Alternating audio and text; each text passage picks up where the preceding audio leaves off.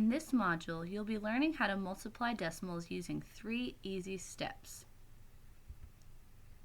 Step 1. You must multiply the factors as if they were whole numbers. Therefore, that means that everything you know about multiplication applies to multiplying decimals. Let's look at this example. 8 5/10 times 2 5/10. If I'm ignoring the decimals, I see this as 85 times 25. When I multiply my top factor, 85, times the ones place of my bottom factor, I get 425. And when I multiply 85 times 2, which is in the tens place of my bottom factor, I get 1,700. When I add these together, I get 2,125. This is exactly like you've learned how to multiply, but we have decimal points that we are ignoring. Step 2, you count the total number of decimal places in the factors. This is how you're going to decide where the decimal point goes in your final answer. In our example of 8 5/10 times 2 5/10, 8 5/10 has 1 place behind the decimal point, and 2 5/10 also has 1 place behind the decimal point. This means we have 2 total places. You must count the total number of positions behind the decimal point. When I have the number 2, that tells me how many numbers go behind the decimal point in my product. Therefore, my decimal point goes between the 1 and the 2, making my final answer 21 25/100. Step 3. This applies to everything that you do in math. Step 3, you must check your work. You have many options for how you can check your work.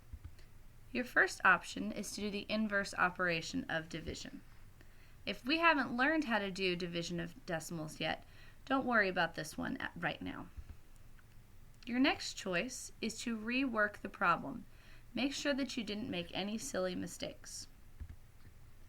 And your third choice is think about the answer. Does it make sense? If it doesn't make sense, you should go back and check it. Now that we've learned how to multiply decimals, I would like for you to do these 2 examples. The first example is 4 8/10 times 5/10, and the second example is 3 55/100 times 7/10. Please pause the video to complete these problems.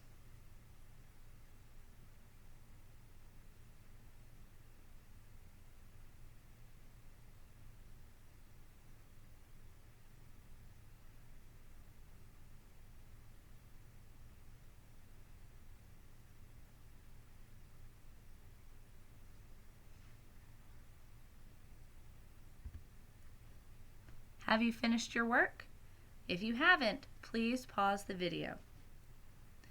In my first example of 4 8/10 times 5/10, I have 2 numbers that are behind the decimal point.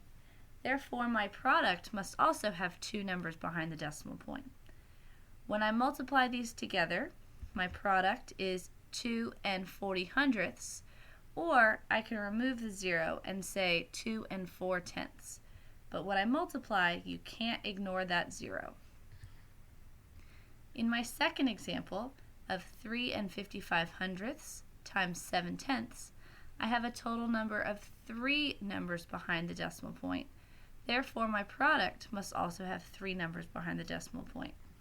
When I multiply these together using our rules for multiplying decimals, my final product is 2 485/1000.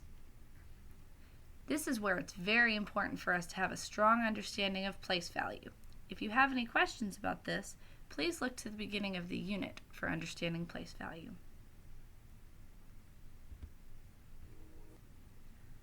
Great job sticking with me as we're learning how to multiply decimals. If you need any more help, feel free to rewatch the video as many times as you need. Once you're ready, you can move on to the practice questions, and after you feel confident from the practice questions, please do the quiz at the end of the module.